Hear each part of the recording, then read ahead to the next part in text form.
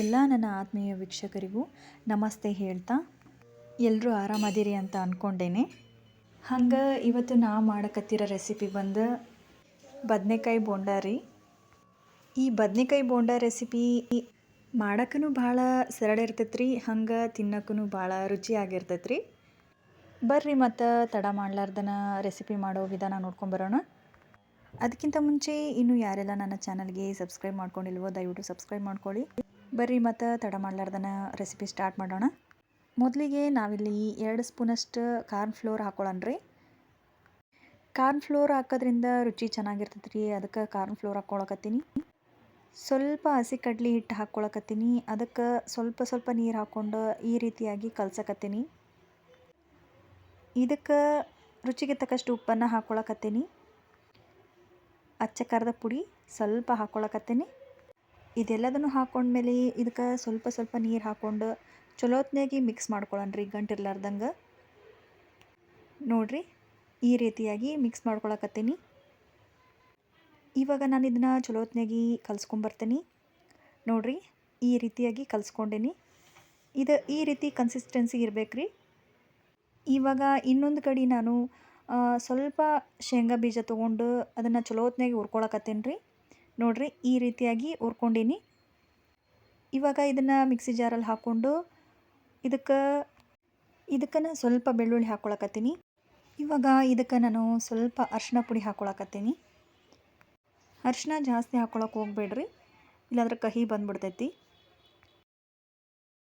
ಇವಾಗ ನಾನು ಇದಕ್ಕೆ ಸ್ವಲ್ಪ ಅಚ್ಚ ಖಾರದ ಪುಡಿ ಹಾಕ್ಕೊಳಕತ್ತೀನಿ.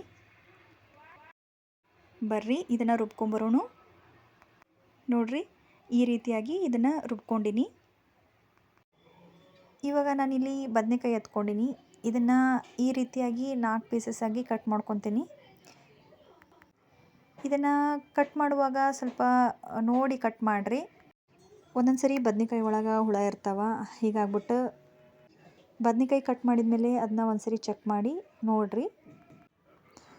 ಇವಾಗ ಇನ್ನೊಂದು ಕಡೆ ನಾನು ಒಂದು ಪಾತ್ರೆನ ಬಿಸಿಗೆ ಇಟ್ಕೊಂಡು ಅದಕ್ಕೆ ಅಡುಗೆ ಎಣ್ಣೆ ಹಾಕ್ಕೊಳಕತ್ತೀನಿ. ಎಣ್ಣೆ ಬಿಸಿ ಆದಮೇಲೆ ಇದಕ್ಕೆ ನಾನು ಕಟ್ ಮಾಡಿರೋ ಬದನೆಕಾಯಿನ ಹಾಕ್ಕೊಳಕತ್ತೀನಿ. ಇವಾಗ ನೋಡಿರಿ, ಈ ರೀತಿಯಾಗಿ ನಾನು ಬದನೆಕಾಯಿನ ಫ್ರೈ ಮಾಡ್ಕೊಂಡೀನಿ ಎಣ್ಣೆ ಒಳಗೆ. ಈ ಬದನೆಕಾಯಿನ ಒಂದು ಪ್ಲೇಟಲ್ಲಿ ತೆಗೆದಿಟ್ಕೊಂಡು ಇದನ್ನು ತಣ್ಣಗಾಗಕ್ಕೆ ಬಿಟ್ಬಿಡೋಣ. ಈ ಬದನೆಕಾಯಿ ಎಲ್ಲ ತಣ್ಣಗಾದ್ಮೇಲೆ ನಾನು ಇದಕ್ಕೆ ಈ ಪೌಡ್ರನ್ನು ರೆಡಿ ಮಾಡ್ಕೊಂಡಿದ್ನಲ್ಲ, ಈ ಪೌಡ್ರನ್ನು ಬದನೆಕಾಯಿ ಒಳಗೆ ತುಂಬಕತ್ತೀನಿ. ಈ ಪೌಡ್ರೆಲ್ಲನೂ ಚಲೋತ್ನಾಗಿ ಬದನೆಕಾಯಿ ಒಳಗೆ ತುಂಬೋಣ. ತುಂಬಿ ಆದ್ಮೇಲೆ ಇದಕ್ಕೆ ನಾವು ಹಿಟ್ಟೇನು ಕಲಿಸ್ಕೊಂಡಿದ್ವಲ್ಲ ಅದರೊಳಗೆ ಡಿಪ್ ಮಾಡಿ ಫ್ರೈ ಮಾಡ್ಕೊಳ್ಳೋಣಂತ. ನೋಡಿರಿ, ಹಿಟ್ಟೇನು ಕಲಸಿಟ್ಕೊಂಡಿದ್ನಲ್ಲ ಅದರೊಳಗೆ ಬದನೆಕಾಯಿನ ಈ ರೀತಿಯಾಗಿ ಡಿಪ್ ಮಾಡ್ಕೊಳಕತ್ತೀನಿ. ನಂತರ ನಾನಿಲ್ಲಿ ಎಣ್ಣೆನ ಬಿಸಿ ಇಟ್ಕೊಂಡಿದ್ದೆ, ಅದಕ್ಕೆ ಈ ಬದನೆಕಾಯಿನ ಡಿಪ್ ಮಾಡಿಬಿಟ್ಟು ಹಾಕ್ತಾಯಿದ್ದೀನಿ. ಇದನ್ನು ಚಲೋತ್ನಾಗಿ ಫ್ರೈ ಮಾಡ್ಕೊಳ್ಳೋಣ. ಇದನ್ನು ಬ್ರೌನ್ ಕಲರ್ ಬರೋವರೆಗೂ ಫ್ರೈ ಮಾಡ್ಕೊಳ್ಳೋಣ. ನೋಡಿರಿ, ಇವಾಗ ಬದನೆಕಾಯಿ ಬೋಂಡ ರೆಡಿ ಆಗ್ಯಾವು. ಇದು ಫ್ರೈ ಆದಮೇಲೆ ನಾನು ಇದನ್ನು ಒಂದು ಪ್ಲೇಟ್ನೊಳಗೆ ತಕ್ಕೊಳಕತ್ತೀನಿ. ನೋಡಿರಿ, ಇವಾಗ ಬದನೆಕಾಯಿ ಬೋಂಡ ರೆಡಿ ಆಗ್ಯಾವ. ಇದನ್ನು ಒಂದು ಸರಿ ಮನ್ಯಾಗ ಟ್ರೈ ಮಾಡಿರಿ, ಭಾರಿ ಟೇಸ್ಟಿಯಾಗಿರುತ್ತೆ. ಹಂಗೆ ಮಾಡೋಕ್ಕೂ ಈಸಿ ರೀ ಇದು. ಖಂಡಿತ ಟ್ರೈ ಮಾಡ್ತೀರಿ ಅಂತ ಅಂದ್ಕೊಂಡೀನಿ.